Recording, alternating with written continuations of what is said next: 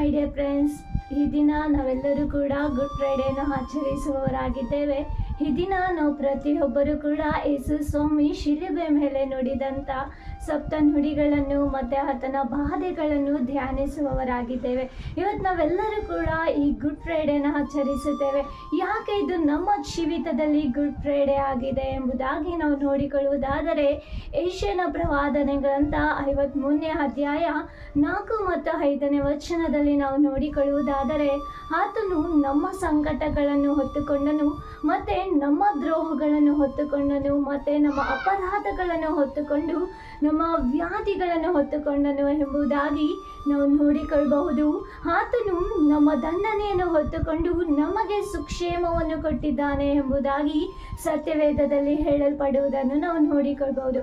ಹೌದು, ಇವತ್ತು ನಮ್ಮ ಸಂಕಟಗಳನ್ನು, ನಮ್ಮ ದ್ರೋಹಗಳನ್ನು, ನಮ್ಮ ವ್ಯಾಧಿಗಳನ್ನು ಇವತ್ತು ಪ್ರತಿಯೊಂದನ್ನು ಕೂಡ ಯೇಸು ಸ್ವಾಮಿ ಶಿಲುಬೆ ಮೇಲೆ ಹೊತ್ತುಕೊಂಡು ನಮ್ಮ ಎಲ್ಲ ಅಪರಾಧದ ದಂಡನೆಯನ್ನು ಆತನು ಅನುಭವಿಸಿಕೊಂಡು ನಮ್ಮನ್ನು ಇವತ್ತು ಆತನ ರಕ್ತದಿಂದ ತೊಳೆದು ನಮ್ಮನ್ನು ಇವತ್ತು ಪರಿಶುದ್ಧ ಮಾಡಿದ್ದಾನೆ. ಸೊ ಇವತ್ತು ನಮ್ಮ ಜೀವಿತದಲ್ಲಿ ನಾವು ರಕ್ಷಣೆ ಹೊಂದಬೇಕು ಎಂಬುದಕ್ಕಾಗಿ ಯೇಸು ಸ್ವಾಮಿ ಪ್ರಾಣವನ್ನು ಶಿಲುಬೆಯಲ್ಲಿ ಕೊಟ್ಟಿದ್ದಾನೆ. ಸೊ ಅದಕ್ಕಾಗಿ ಇವತ್ತು ನಮ್ಮ ಒಬ್ಬೊಬ್ಬರ ಜೀವಿತದಲ್ಲಿ ಈ ದಿನವನ್ನು ಗುಡ್ ಫ್ರೈಡೇ ಎಂಬುದಾಗಿ ಆಚರಿಸುತ್ತೇವೆ. ಇವತ್ತು ಸೈತನ ನಮ್ಮ ಮೇಲೆ ಒದಿಸಿದಂಥ ಎಲ್ಲ ಅಪವಾದವನ್ನು ಕೂಡ ಯೇಸು ಸ್ವಾಮಿ ಶಿಲುಬೆ ಮೇಲೆ ಅದನ್ನು ಜಯಿಸಿ ಅದನ್ನು ಮುರಿದು ಹಾಕಿದ್ದಾರೆ. ಸೊ ಇವತ್ತು ನಾವು ಒಬ್ಬೊಬ್ಬರು ಕೂಡ ಇವತ್ತು ಆತನ ರಕ್ತದಿಂದ ತೊಳೆಯಲ್ಪಟ್ಟು ನೀತಿವಂತರಾಗಿ ಯೇಸು ಸ್ವಾಮಿ ನಮ್ಮನ್ನು ಮಾರ್ಪಡಿಸಿದ್ದಾರೆ. ಇವತ್ತು ನಮ್ಮ ಒಬ್ಬೊಬ್ಬರ ಜೀವಿತವು ಆಶೀರ್ವಾದವಾದಂಥ ಜೀವಿತವಾಗಿದೆ. ಅದಕ್ಕಾಗಿ ಇವತ್ತು ನಾವು ಒಬ್ಬೊಬ್ಬರು ಕೂಡ ಈ ಗುಡ್ ಫ್ರೈಡೇನ ಆಚರಿಸುತ್ತಾ ಇದ್ದೇವೆ.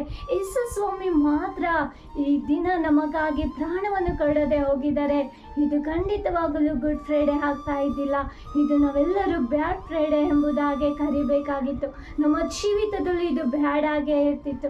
ಆದರೆ ಯೇಸು ಸ್ವಾಮಿ ನಮ್ಮ ದ್ರೋಹಗಳನ್ನು, ನಮ್ಮ ಸಂಕಟಗಳನ್ನು, ನಮ್ಮ ವ್ಯಾಧಿಗಳನ್ನು ಎಲ್ಲವನ್ನು ಆತನು ಹೊತ್ತುಕೊಂಡು ನಮ್ಮನ್ನು ಈ ದಿನ ಪರಿಶುದ್ಧರಾಗಿಯೂ ನೀತಿವಂತರಾಗಿಯೂ ಮಾಡಿ ಈ ದಿನ ಈ ಶುಭ ಶುಕ್ರವಾರವನ್ನು ಆಚರಿಸುವಂಥ ರೀತಿಯಲ್ಲಿ ನಮಗೆ ದೇವರು ಬಿಡುಗಡೆಯನ್ನು ಕೊಟ್ಟಿದ್ದಾರೆ.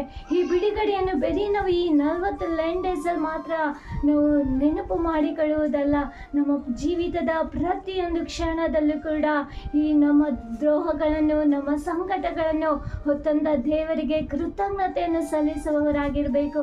ಆತನು ಶಿಲುಬೆ ಮೇಲೆ ತೋರಿಸಿದಂಥ ತನ್ನ ಪ್ರೀತಿಯನ್ನು ನಾವು ಪ್ರತಿದಿನವೂ ಆತನಿಗೆ ಪ್ರೀತಿಯನ್ನು ತೋರಿಸುವವರಾಗಿ ನಾವು ಮಾರ್ಪಡಬೇಕು. ನಾವು ಇವತ್ತು ಒಪ್ಪಿಸಿಕೊಡೋಣ. ಆತನ ಜೀವಿತದ ರೀತಿಯಲ್ಲಿ ನಾವು ಕೂಡ ನಡೆಯುವುದಕ್ಕೆ ನಮ್ಮನ್ನು ಸಮರ್ಪಿಸಿಕೊಳ್ಳೋಣ. ಆತನ ಈ ಲೋಕದಲ್ಲಿ ನಡೆದು ಹೋದಂಥ ಹಾದಿಗಳಲ್ಲಿ ನಾವು ಖಂಡಿತವಾಗಲು ನಾವು ನಡೆಯುವುದಾದರೆ ದೇವರು ಖಂಡಿತವಾಗಲು ನಮ್ಮ ಜೀವಿತವನ್ನು ಆಶೀರ್ವದಿಸುವ ಆತನಾಗಿದ್ದಾರೆ. Thank you friends.